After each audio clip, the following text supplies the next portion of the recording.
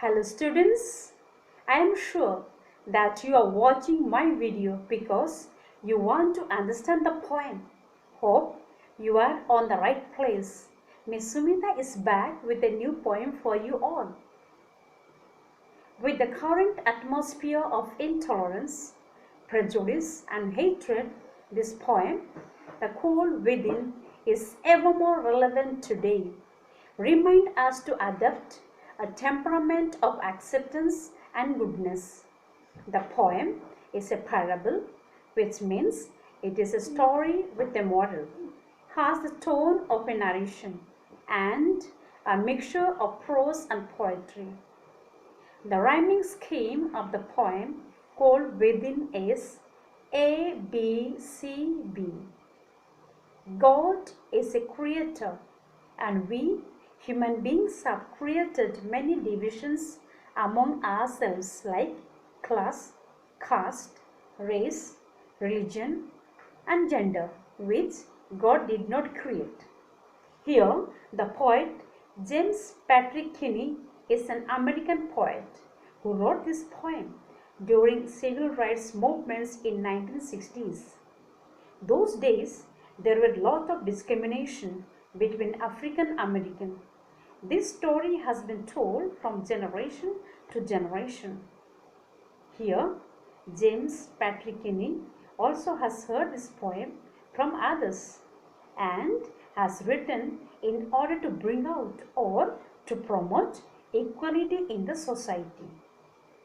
Having said this, dear children, let's read this poem in our minds to understand the deeper meaning of the poem, which will enhance or which will enrich us in our day-to-day living.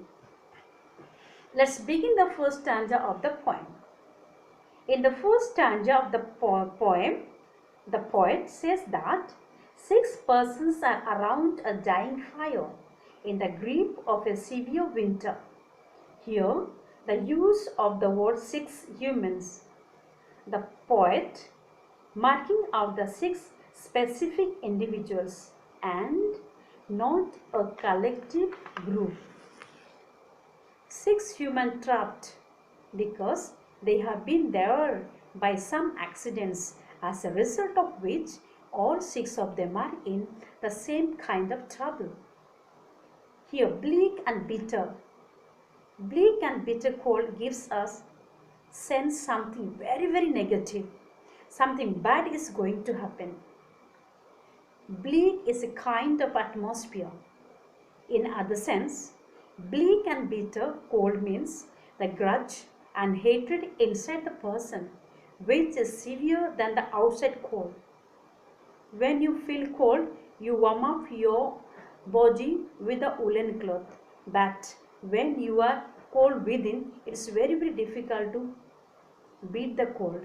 That's what the poet is bringing out, the inside cold of a person, which is not going to help at all.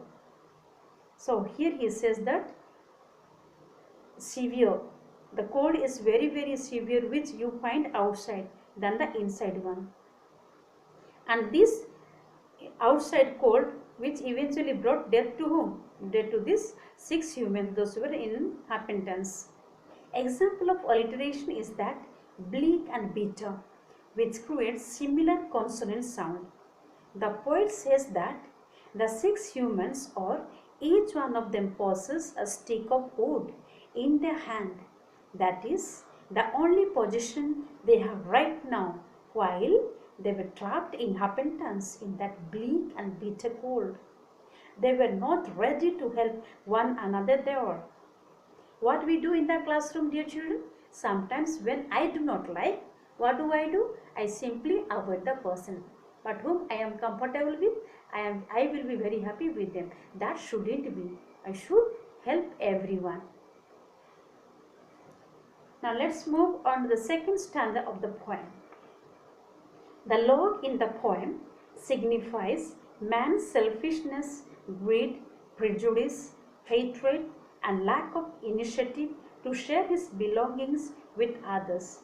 The first person who has a log which can save the fire from dying hurled a log from the fire because She sees the black man sitting around the fire. Fire symbolizes life and survival. The dying fire is a silent appeal to the group to help themselves by helping each other. The next verse reveals that the word she, which means a white woman who could not tolerate the very presence of a black person. Therefore, she did not want to give her love. This is called racial discrimination. The poet uses metaphor. What is the metaphor the poet used here, children? The metaphor is that the dying fire in need of logs. I repeat the metaphor over here. The dying fire in need of logs. Example of alliteration is that for of the faces round the fire. Now let's move on to the third stanza of the poem.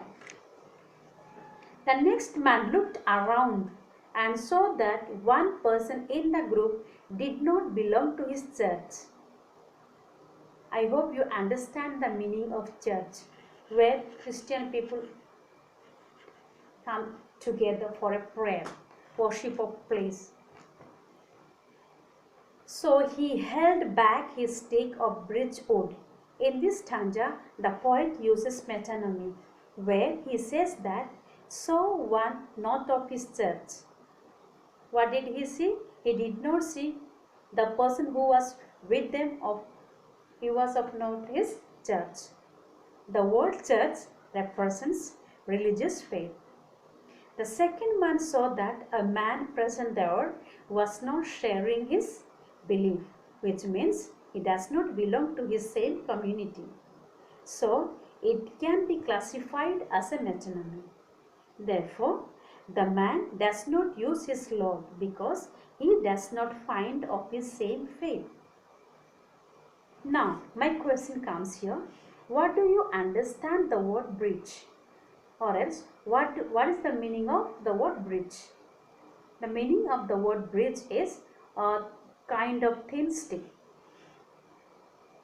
Now, let's move on to the fourth stanza of the poem.